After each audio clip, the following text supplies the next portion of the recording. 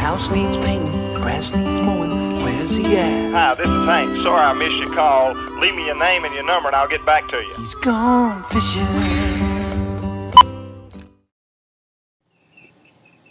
Hello and welcome to Off the Water with Hank Parker, my beautiful co-host, my granddaughter SaraBeth.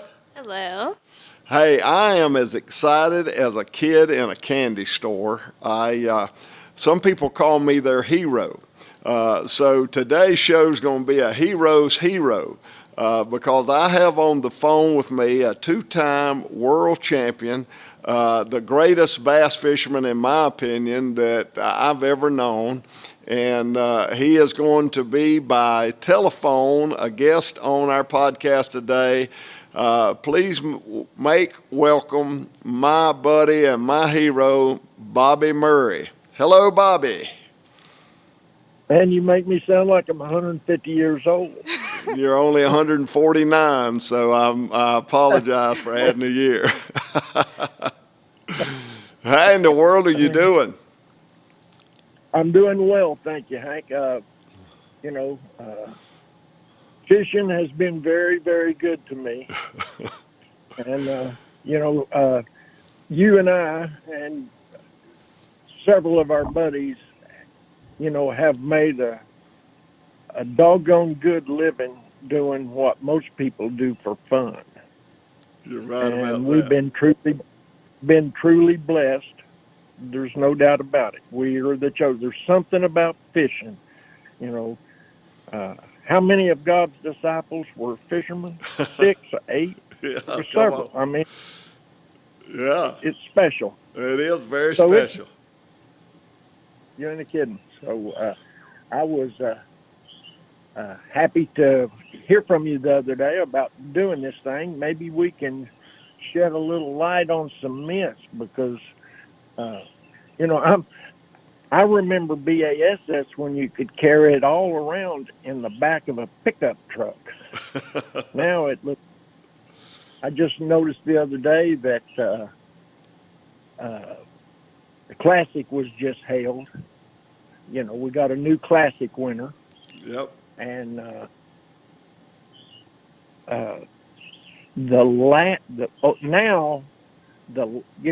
if you make the Classic, you make a check. It's kind of like making the cut in golf. Back when I was fishing, the first Classic I won on Lake Mead, the winner got $10,000.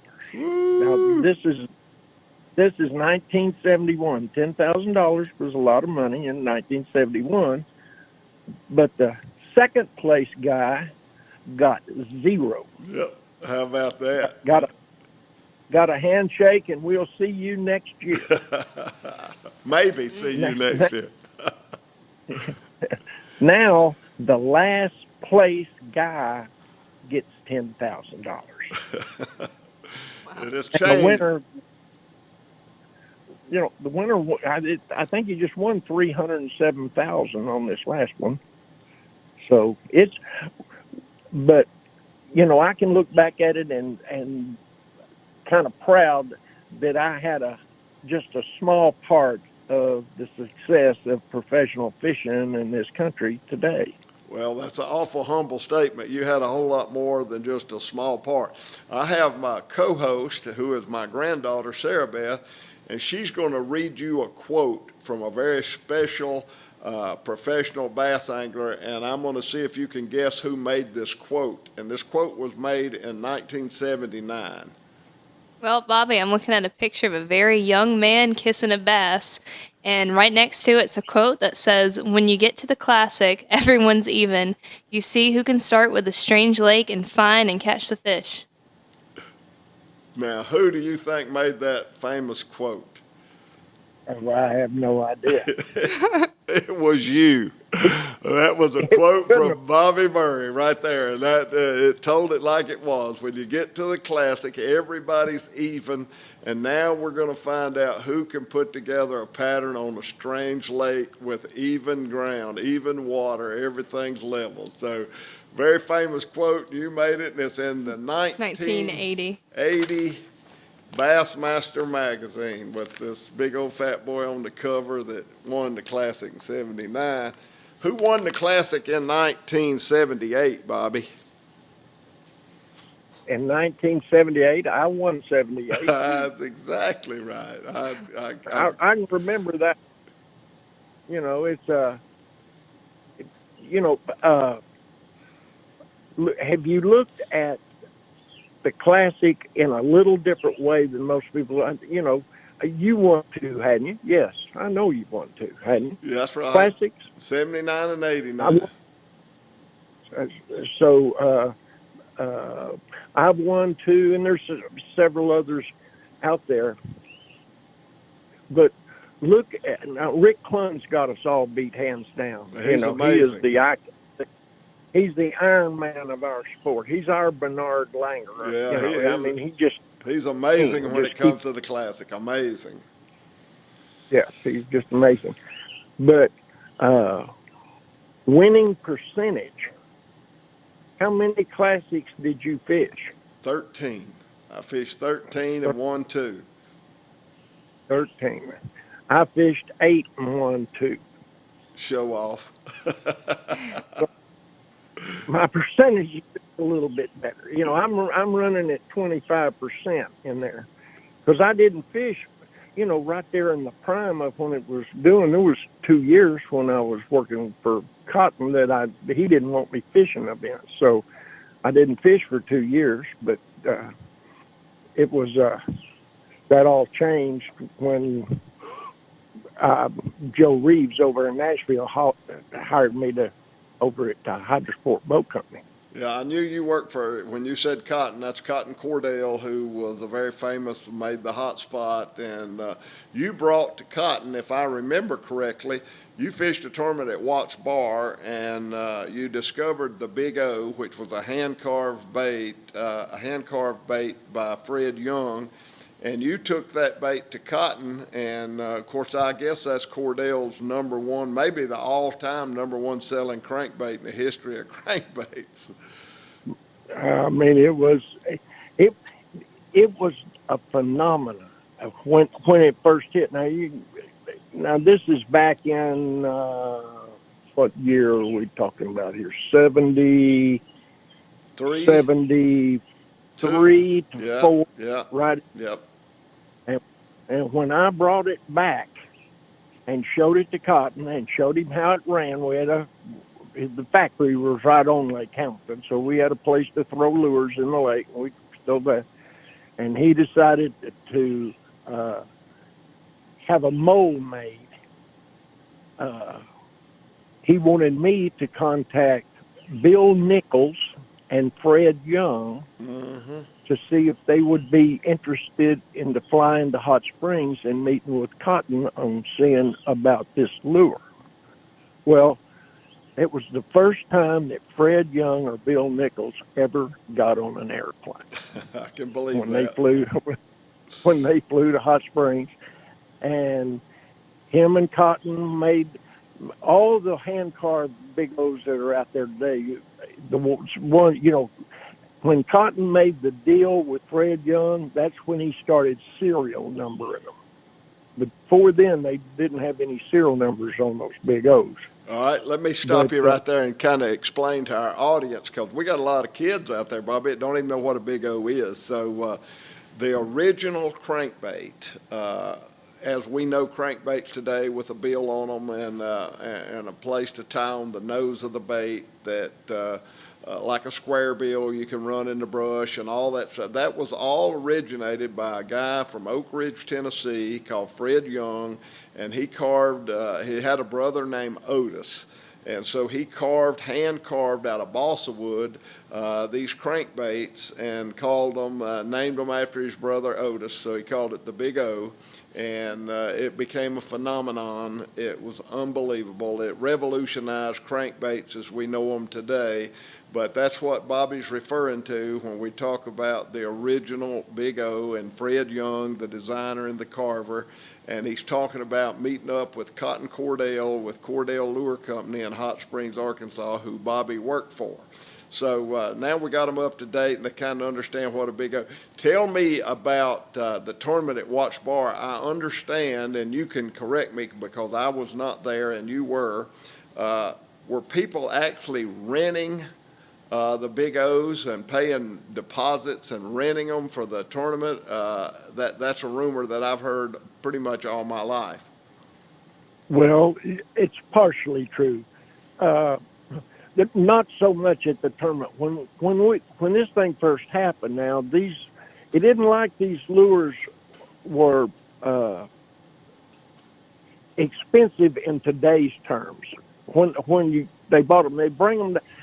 Bill Nichols would come with 8 or 10 egg cartons, and they'd put these lures in an egg carton because they just fit in them just right. They'd have 6 in an egg carton. And they'd walk them down the dock, and rollers there. Everybody's, lined up in the dock, or slips in the boat dock. They had some huge docks there on Watts Bar.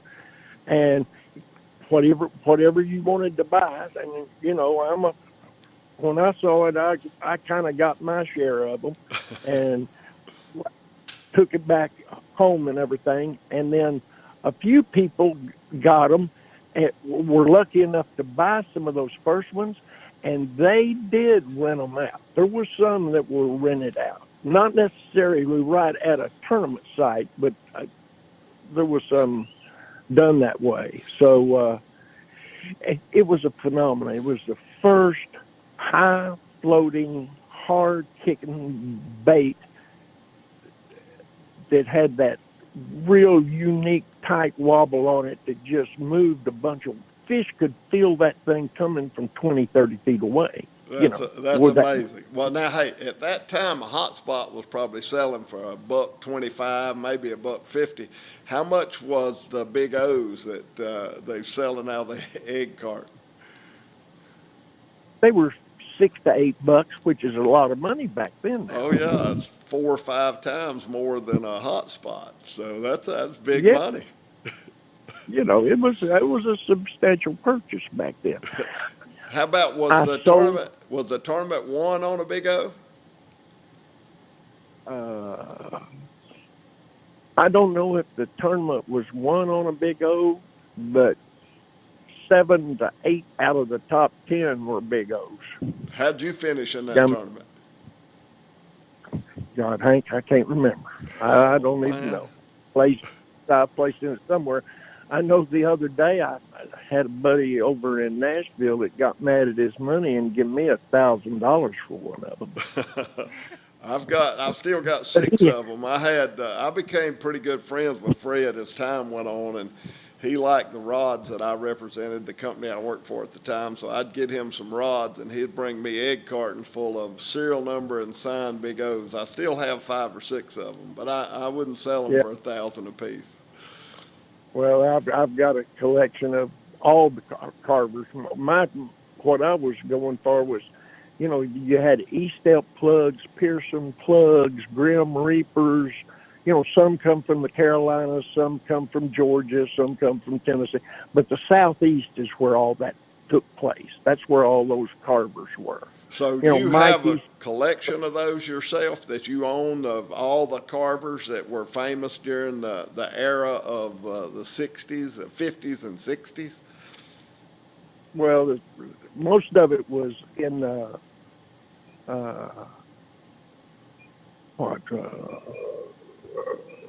early 70s. Okay. Most of the carving went on in the early 70s. The early to mid 70s. And I've got all of those carvers. Mike E-step, Fred Young, Pearson plugs, Grim Reapers were made in North Carolina. They were made over right around you somewhere. How about that? And I never heard of them. It's called a Grim Reaper. I never heard of them. I'll send you a picture of one of them. It is a dynamite plug. A dynamite plug. How about that, man? That is awesome. All right, I want to go back, Bobby, to your history because I kind of came in, and SaraBeth, my co-host, she knows nothing about this. She told me the other day I was telling her something. She said, "Oh, my Lord, Papa, that was back in the olden days. That was back in the 90s. Prehistoric. So that gives you an idea of where she comes from. She's young. But I kind of picked up after the Beaver Lake tournament that Ray Scott put together in 1968. That was the first time I had ever heard of a bass competition. But you're like 9 years, 8 years older than I am. I am 8 years younger than you. In that 8 years, that's a big deal, you know, because in 68 I was 15 years old, so if you go back 8 years. But you had actually heard of fishing competitions prior, and this is all news to me, prior to Ray's putting the tournament together on Beaver Lake. Had you fished in a bass tournament, or you just heard about them? Well, this is kind of Hot Springs, where I live, is kind of a hotbed for angling. We got 3 lakes in town. I mean, and one of them's got 1,000 miles of shoreline. I mean, these aren't ponds; these are huge lakes. So fishing, water sports and fishing has always been big here. We had a bass club back when I think it started back when I was a freshman in college, which would have been 1966. And there was a couple of tournaments held every year. Now, this is back when, do you remember, oh God, if I can pull this off the top of my head, this is going to be a real trick. Virgil Ward. Oh, yeah. Remember Virgil? Oh, yeah. Well. Do you? Gadabout Gaddis. Yes. Was another one. Yes. And Harold Inslee Yes. was another one. These were true pioneers of professional angling. Those are the cornerstones of where it come from. And they had a Midwest Invitational. And what it did, it was a team event. And now this is back before BASS, okay, or right about maybe a year or 6 months before the Beaver deal, they had this tournament, and it was basically anglers from Tulsa, anglers from central Missouri, anglers from Memphis was another big stronghold, and from Arkansas, it was Spa Bass Club that had the best. And we had several anglers in our bass club that won a BASS tournament before it was done, but that's another story for another day. Anyway, and I was on the team that went it was held on Greer's Ferry. I've got this thing vivid. I can remember it to the T. And we went up there and fished, and it was in like January. It was in the winter. It was cold, and at that was the first big tournament that I competed in. And at this tournament, these are the guys that I met. This is how little this thing started. The guys that I met at this tournament: Bill Dance, he's from Memphis. Forrest Wood was there. Jerry McInnes, Jim Rogers, Don Butler, who won a classic, Yep. and a guy named Glenn Andrews. Did you notice the inductee and this last Bass Fishing Hall of Fame and see the name Glenn Andrews? I know all those guys. I knew Big Jim Rogers, Silver Troll guy. He had Rogers Baits. Man, I knew all them guys. That's amazing. You know, I didn't meet them till later on. I sure didn't meet them. Of course, Forrest Wood, he probably had, he had more to do with my career and me being financially secure to be able to do than anybody. At this tournament was where the first Ranger boat ever showed up. He'd only made 2. Wow. One was the Jerry McInnes, and one was a guy named Kent Smith, and he was making Ranger boats in a dairy barn in Flippin. Wow. That's where the boats are coming from. I mean, these were the very first. And at that tournament, when I saw those boats that McInnes and Ken Smith were in, I ordered one from Forrest right there. I said, I got to have one of those. I'm running an old Terry bass with a 33 on it that you can pick a hole in the side of it. You know, it was made of paper mache. I met all those people at that first tournament. Do you remember what number Ranger boat, when you ordered that boat, what number boat, what serial number boat you got? 3. Oh man, that is awesome. Now, was Forrest's phone number and Ranger put on there with stencil on the side? Oh no, there wasn't any even flotation in these things. They'd sink like a brick. The first Ranger I saw, Bobby, Blake Honeycutt had it, and he brought it to Lake Wateree, and it had Ranger boats, Flippin, Arkansas, 501, whatever the phone number was, painted in stencil. It was a black boat, and they had spray painted with stencil white. So that was the first one I ever saw. Yeah. But you had number 3. That's awesome. Billy, my brother. Yes. Today, he's running a classic 1974 model Ranger. You go, today. Billy. He's had it totally restored. It looks brand new. That is so awesome. He's got all the electronics and stuff on it, but it it's just how interesting me going to that first event and meeting all those people and how they've all influenced my life a ton. Wow. You know.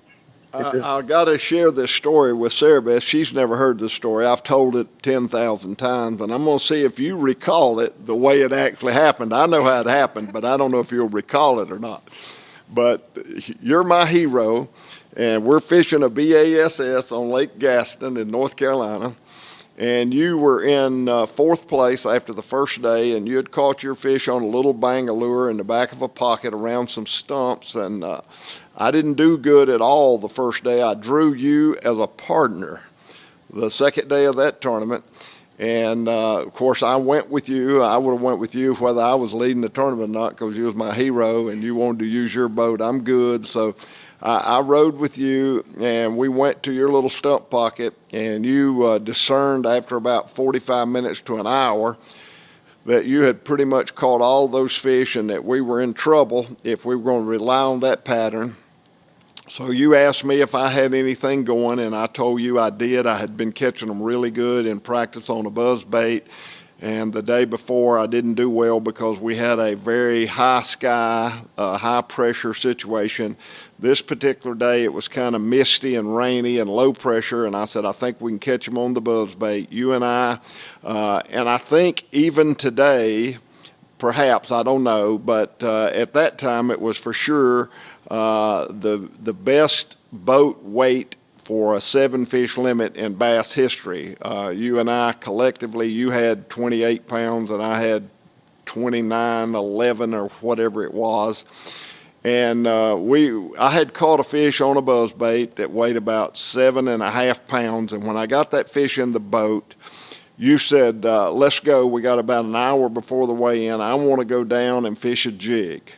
I didn't even know what a jig was. I'd never seen a live rubber jig in my life. I'm thinking a bucktail, and I'm rolling through my mind. Now, Bobby, had it been anybody else in the whole wide world, I just caught a 7-pounder on a buzzbait, and you're telling me we're going to crank up and drive 30 miles and fish a jig, I would have said you're out of your mind. But you were my hero, and if you would have said we're going to go skip a hula popper, I would have been all for it because you're my hero. So we go down, and you pull out this Uncle Josh pork rind, which I had never really had much experience with or really had no experience with. And you pulled out this little live rubber jig, and you hooked this pork rind on it, and on the first cast you caught a 5-pounder, and you're back there culling.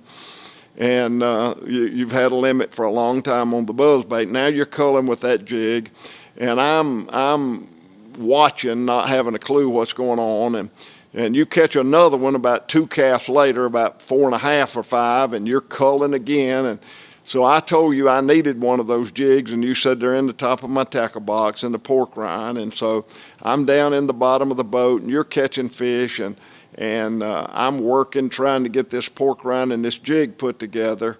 And You didn't know it had a hole in it. and you catch about a 7-pounder, and I net the thing, and I realized I had just put my pork rind on, and I'd put it on skin side first, and you had your pork rind on fat side first. So now my pork rind's backwards. So I'm trying to take it off, and you said, "What are you doing?"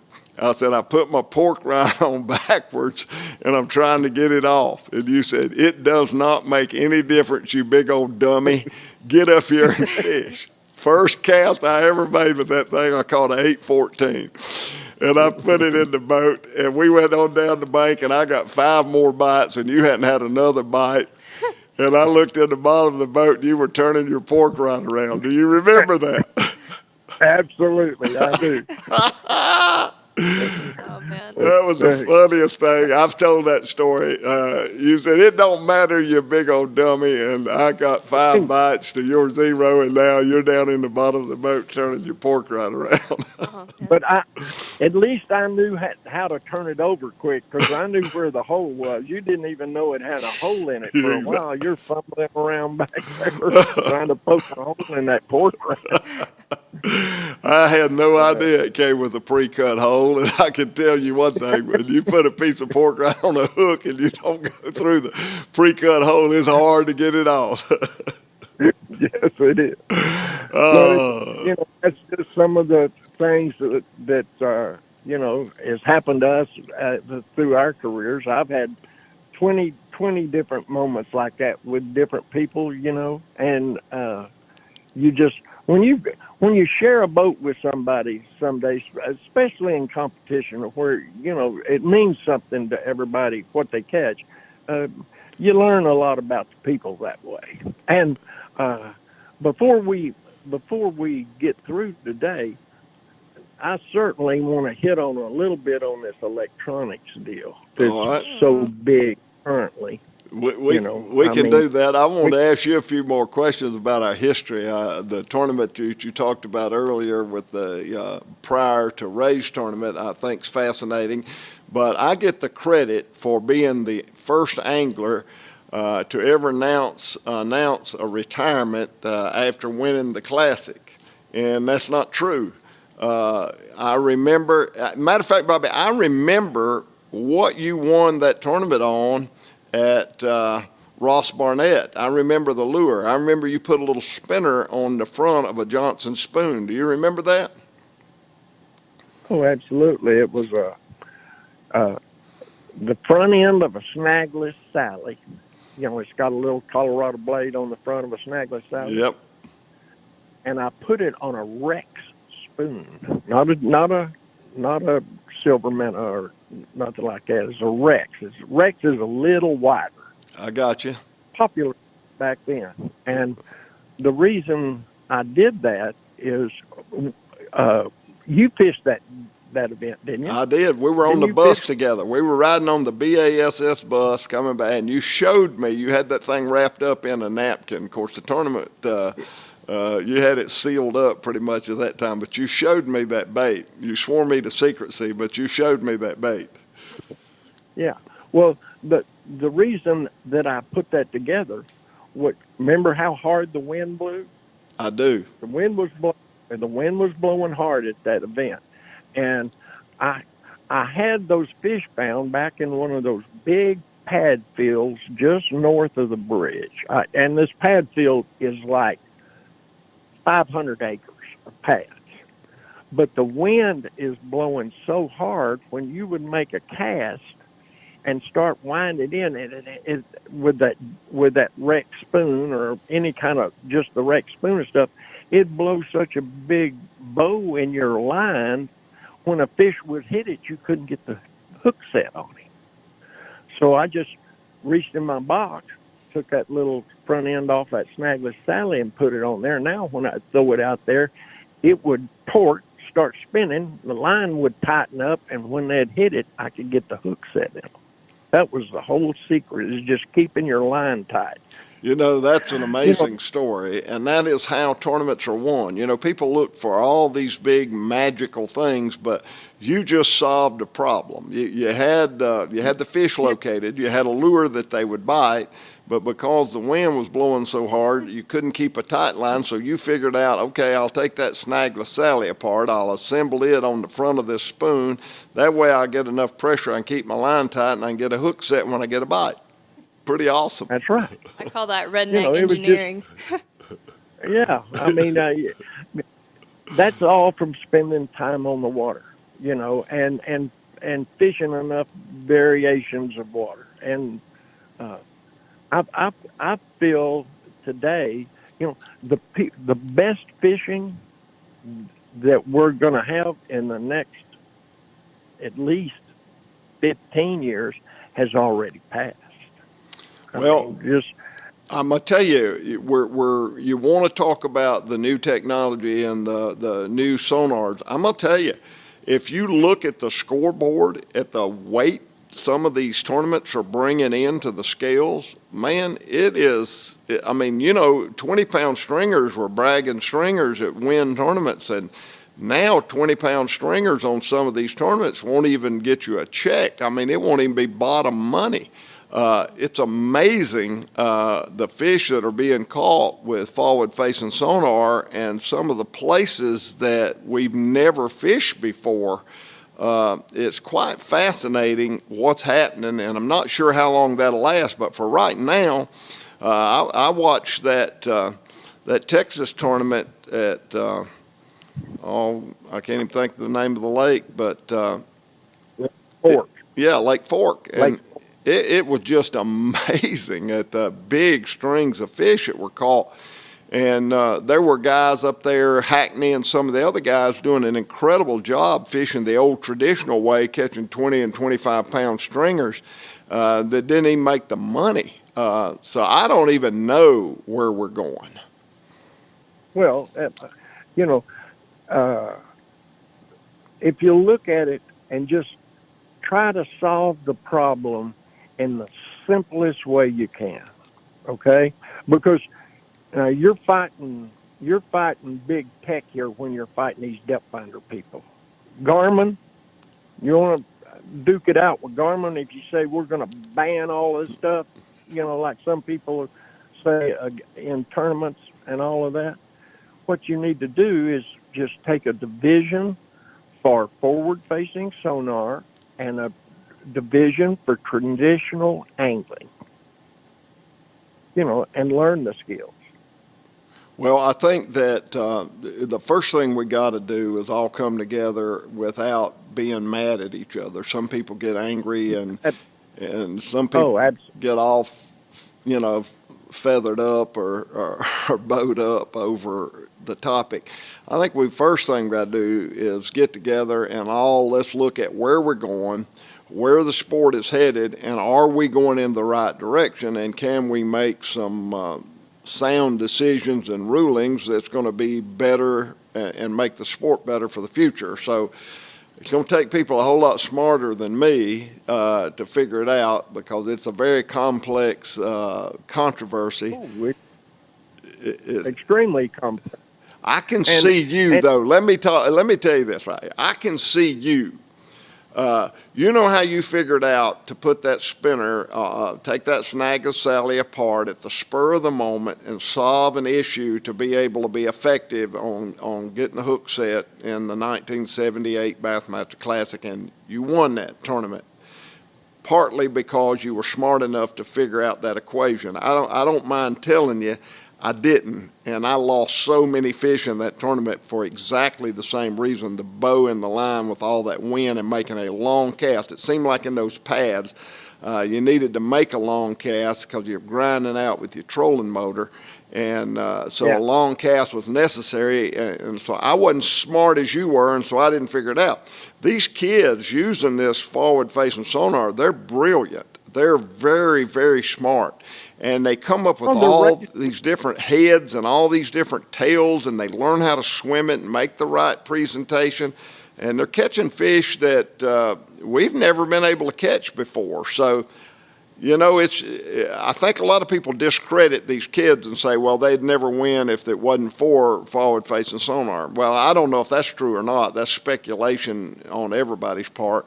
They'd probably figure it out, you know, some other method. But it's such a dominant force that it makes it look as if traditional fishing is going out the window. Okay. Let me ask you a question. All right. And I want you to be as honest as you can be, which you are.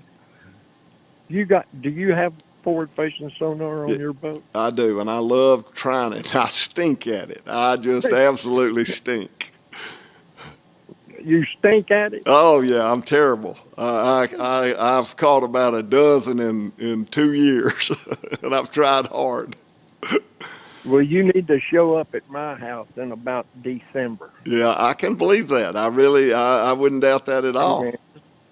This is several years ago when all of this first hit. What, 5 years ago? I mean, it's a new phenomenon. It's forward-facing sonar hadn't been out that long. That's right. They about 5 years ago, they had the National Crappie Championship on Lake Hamilton here in Hot Springs. Yep. And I'm a crappie angler. I love to crappie fish. I love to fish for a wiggle. If it'll wiggle, I'll fish for it. and I went down there to the weigh-in and everything, and to the boat. Now this is 50 boats, 50 two-man team boats. To the boat, every one of them had forward-facing sonar on it. Every one of them. Of course, you couldn't buy a Garmin live scope in the state of Arkansas. There was not one here. The day after the tournament was over, I drove to Tulsa to the only place I could find. I asked one of these guys where to get them. He told me this place in Tulsa. The next day after the tournament, I drove to Tulsa and had them to put a live scope on my boat. And because the first depth finder I ever bought was a little green box in '68. I thought I was going to catch every fish in Arkansas. You did. I mean, I tried. You did. But, I've stayed with electronics every step they've made, to paper graphs, to GPS, to mapping. I've got 6 or 8 units sitting on the shelf in my fishing building, that technology's just going to pass them, because I'm going to stay on the leading edge of it.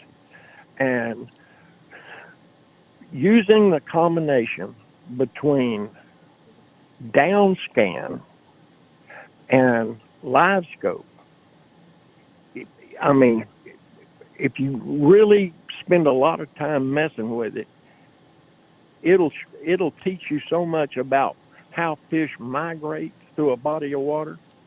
And when Lowrance came with this, do you know what fish reveal is? No, I don't. What kind of units are you running? Humminbird. Humminbird? You Yes. Always ran Humminbirds, didn't you? I have always. I went with Garmin for 3 years, and then I back to Humminbird. When Tailflex bought Humminbird, they fired me, and I went to Garmin. I worked with Garmin for 3 years, and then Garmin couldn't get enough liquid crystal screens to make depth finders. They were doing all their aviation and automotive, so they laid me off. And about that time, Johnson Outdoors bought Humminbird, and I was rehired, and I've been with them ever since. Yeah, well, see, I've always been a Lowrance guy. I've since the green box. I've had every model, every unit. Every time a new piece of technology comes out, I'm in it.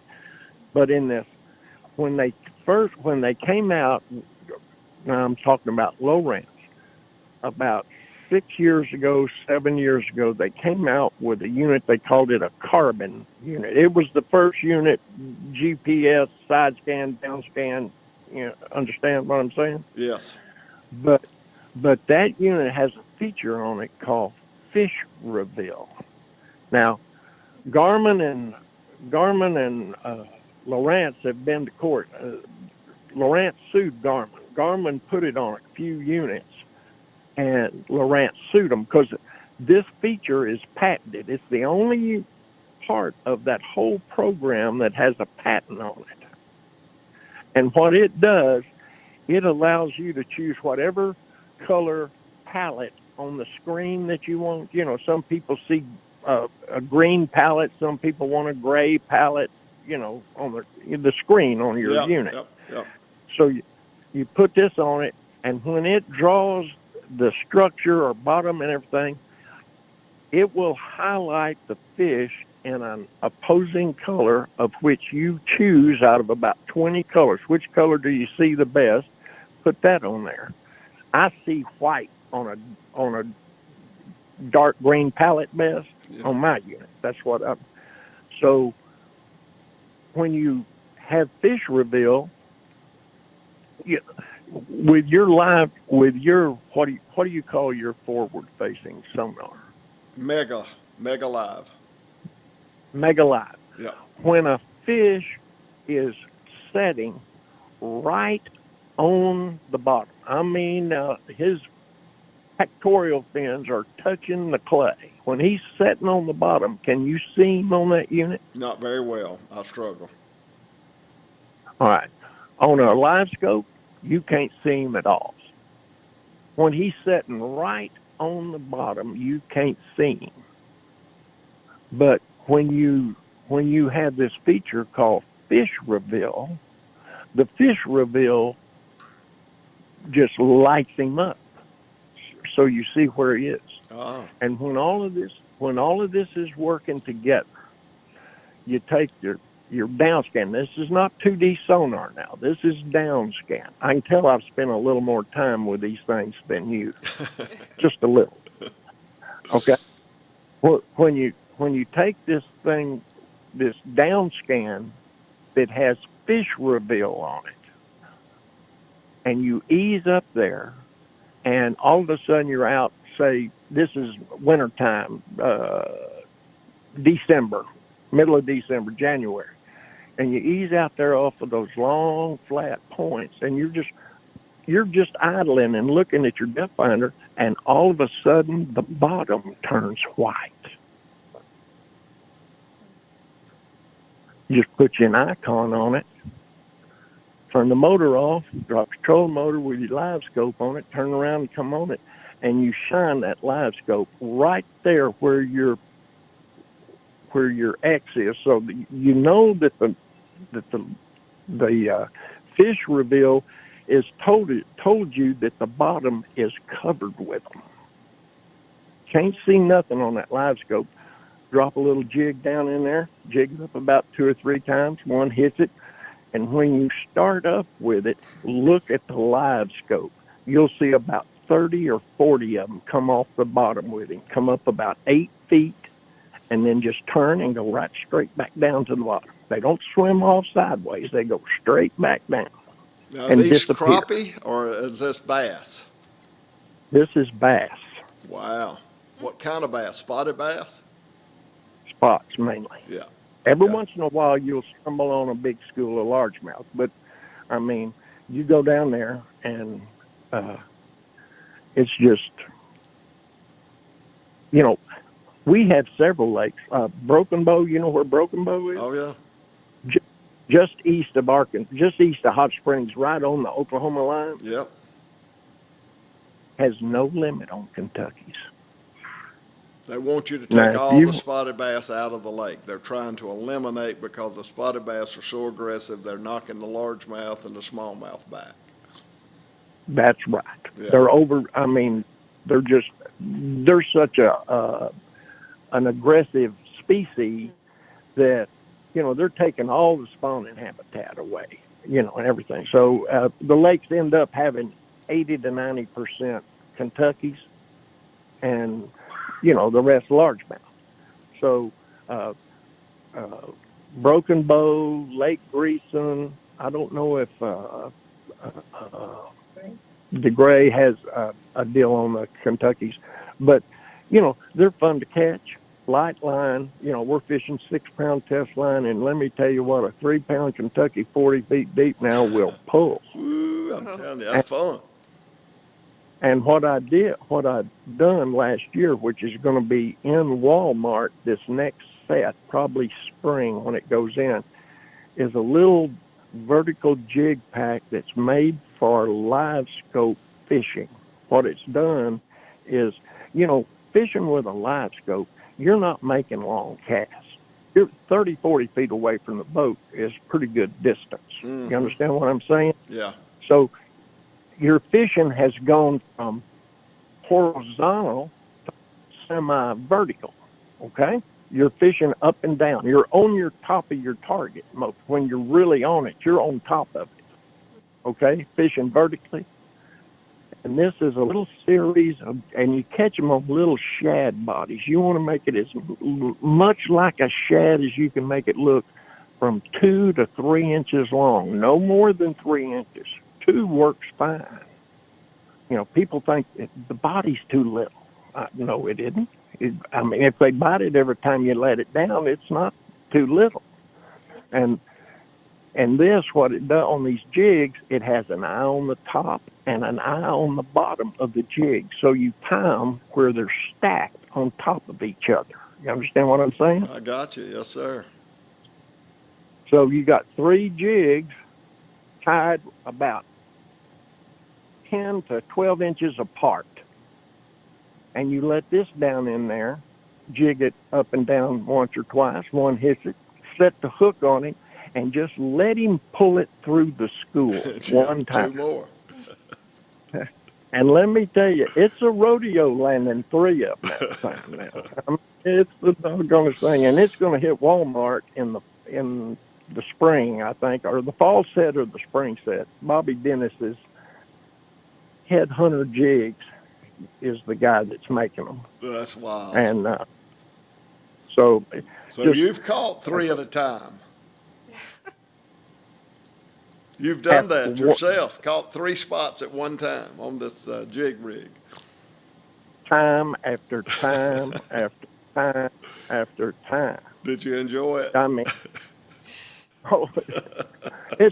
it's fun for a while, but 60% of the time I still fish with 1 at a time because you're looking for them. But I've got this rod sitting right beside me in the front of the boat, and when I hit one and I raise him up off the bottom and I see about 30 of them come up with him, that 3-pack is going right back down. When they're getting real aggressive, it's just it's a way to mess with them. And I've got I've got a bunch of friends that are, I'm certainly no spring chicken. And a bunch of my buddies that I fished with for years are broke down and can't go anymore or had a heart attack. And I keep them supplied in fish in the wintertime. That is pretty awesome. They want some fish. Sooner or later, he's going to say, I got enough. And that's when I stop bringing them to him. So you like the idea of let's get these spotted bass out of the lake and make room for the habitat for the largemouth and the smallmouth? Well, that's the end of the premise that will aid. But, I mean, I just like getting bites. Who wants to go fishing and not get a bite? I mean, and like in the summer, Hank, I play more golf, way more golf than I go fishing. Yeah, we're not going to talk about that on the podcast. Golf for people that don't know how to hunt or fish. You know that. Well,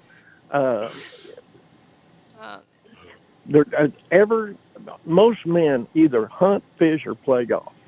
Yeah. If playing golf gets in the way of the other two pretty bad. But you got to remember, I would rather wear insulated underwear than wear sunscreen. I mean, oh man, don't tell me that. Now, SaraBeth, my granddaughter over here who's co-hosting, she's all about summertime. She don't want to go out there in no insulated underwear, I can tell you that. I can tell you that. I mean, I'm an esthetician, and hearing that you don't wear sunscreen, it worries me a little bit. You don't want to get skin cancer now. Well, I mean, they carve on me every week. I mean, I'm a evidence of misspent youth. I set out in it before anybody ever knew about sunscreen. I was Oh already man. gone. Yeah. Oh So man. I look like an old dried up potato chip. Actually, you look pretty good, Bobby. I'm pretty amazed at how active you are. You started fishing when you were just a kid, and you still love it today. You're still at it just as hard. You might take the summers off to go play golf, which I guess you deserve a little time off, but you still are just as pumped up about fishing as you've always been. And it's amazing after all these years that you still get excited about going. Oh well, it's up. Billy and I have a little deal called Lure Tech, and it's you know we still do a little consulting. We do some lure design, and every once in a while we do some private fishing instruction for people. I've got a little 15-year-old kid now. Let me tell you what, they better watch out if he gets mad at them He's gonna because catch him. uh, he is already catching.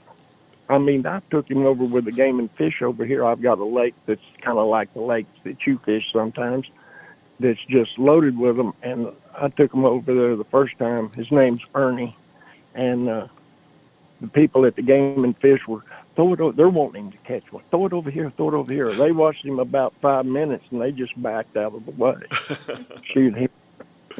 I mean, they're just coming over the gunnel right and left. I mean, he don't need any help. So is he gonna be a tournament fisherman? He's either going to be that or he'll be a pro golfer. He's going to go to college on a golf scholarship. Did you? But I told him Go to ahead. get on the fishing. When he goes to college on a golf scholarship, get on the fishing team. Did you fish any You know. of the bass and golfs that we did down at Disney World? You had pretty much retired by the time they put that together, but did you fish any of those? Yes. Yes, my partner down there was Davis Love. How about that? I know Davis well. I won it once with, I fished the first one with Bobby Watkins, and he and I finished second or third. I can't remember. But then I fished with Andy Bean, and Andy was an incredible golfer, but he was also a great fisherman. You know, most of those PGA guys, they love to fish. So I did a show with Curtis Strange and Bobby Watkins. He was on the Humminbird sports team. Bobby was when he was still touring. Matter of fact, he carried a Humminbird bag when he played golf. I'll be damned. Well, it's you're right. There's a bunch of those professional golfers. I knew several of them. One that Bruce Bond, he and I caddied for him in one event. How about that? I didn't play. I caddied. He told me he asked me. He said, "There's three things that you got to do on a caddy." I said, "All right, what are they?" He said, "Show up, keep up, and shut up." I think that's probably pretty good advice. I'd do all right with showing up. I don't know about keeping up, and I know I couldn't shut up.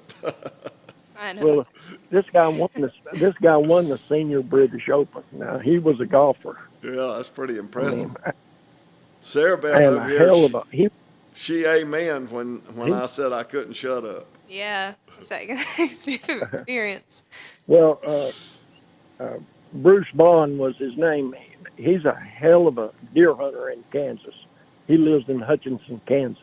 That's a good place to live And, if you like to deer hunt. I didn't draw Kansas this year. I put in every year and I did not draw, so I'm going to be fishing more. I'm going to be learning more about Mega Live in November rather than deer hunting. Well, let me tell you what, it's turkey paradise too up there. God, oh my! I can get into a little turkey hunting now. I'd rather turkey hunt than I had do anything. I love fishing. I absolutely love fishing, and I would hate to be put in a position where I had to make a decision. Would you rather turkey hunt or fish? And I'm thankful that turkey season is only for a few weeks out of the spring, or I'd be in trouble. I kind of like that turkey hunting. Yeah, we got what, Sylvia, 5 or 6 big gobblers strut every day about 50 yards from where I'm sitting right now. I don't believe I I've can got the handle darn. that. Well, she takes pictures of them. You don't it's against the law to shoot turkey over bait. So that's a good And thing. I make no bones about it. These are baited. I mean, they're standing in ankle deep of corn, but they come every day and they gobble and strut. And Sylvia takes tons of pictures of them. So I think that is it's awesome. I bought a mountaintop about 20 years ago, and I'm looking across Lake Hamilton now. Down the lake, I can see 20 miles across the lake. And you're going to look at This Lake was Hamilton while you put your golf clubs in the trunk of the car. I don't know about that's you, so Bobby. well. I'm Let me tell disappointed. you, I look at it. I look at it from a realistic kind of point of view. This was Memorial Day weekend, Right. this last weekend. Every amateur that owns anything that will float is on the water. I mean, it's kamikaze city around here now. These have tens of thousands of boats on them. And when you see somebody out when you're fishing, like you'd go here now, I mean, there's jet skis, there's parasailers, it's a resort area of the country. But in the wintertime, everybody puts their boat up, winterizes everything, and you get the whole lake. You might see 5 or 6 boats in a day in the winter when the fishing is good, but every one of them knows what they're doing. They're out there when you launch, it's below freezing, and you're hoping that if it'll just get to 40, you'll be. I mean, it's just fine. And once you land on a pile of fish, you don't care what temperature it is. It's just you never think about it again. You're just wearing them out, And it's a the winter is my time. I can't sit out there all day long in that sun now. I mean, it just drains me. I've had a stroke. I can't sit out there. So I use everything to my advantage and go in the wintertime. And I'm a lot more comfortable at 40 than I am at 85 or 90. A lot. I'm with you on that. That's one of my favorite times of year to fish as well. And you don't have to put up with all the jet skis and the parasailers and the big tugboat drivers. You get the lake. And this time of year, this is for the industry. I mean, the boating and fishing industry has been wonderful to me through my career. When I left, when Joe Reeves, did you ever know Joe? I knew Joe. Hydrosport. Hey, I remember when you opened your marina in Nashville, and that's a story for another day, because when we do these podcasts, we go by the clock. And you and I have run out of time, so we're going to have to wrap it up. But I'd love to talk to you about a lot more things. We didn't even scratch the surface on what I would like to have talked about, but I am so proud of you. And I wish everybody knew as much about your ability as I do. I think you're one of the greatest fishermen that ever breathed air, and you've had a big influence in my life and my career. And I'm so grateful that you came on with us today and we got to chat. But there's a lot more for another day, so hopefully down the road we can reconnect and go deeper into what we were talking about. Hopefully you're sitting beside me in my boat in December. Yeah. That would be even better. So I'm going to hold you to that. I'm going to come visit you. But for right now, I'm going to say goodbye. And thank you so much, Bobby, for being a guest on our podcast. And SaraBeth, tell Bobby goodbye. Bye, Bobby. It was nice to talk to you. All right. God bless y'all. Y'all be careful. God bless you, my buddy, down the road. Well, that was an interesting conversation. What a great guy. And like I say, I wish I could tell everybody or wish everybody knew as much about his fishing ability as I do. He's just incredible, incredible. Very humble guy, very real guy, down to earth. SaraBeth, now you know how it feels to not get a word in edgewise. Yeah, I was just kind of sitting letting y'all talk. I was just listening, and there were a few questions that I had for him, but hopefully maybe we'll get him on for a part 2 with him and get some more information. Well, we sure do appreciate you joining our podcast. Hope you enjoyed Bobby, and I look forward to seeing you next time. SaraBeth, tell everybody goodbye. Goodbye, and make sure you check out Huckleberry Apparel. That'll be in the description below. That is awesome. You do that, and we thank you, and God bless you. I'm Hank Parker. I'll see you next time.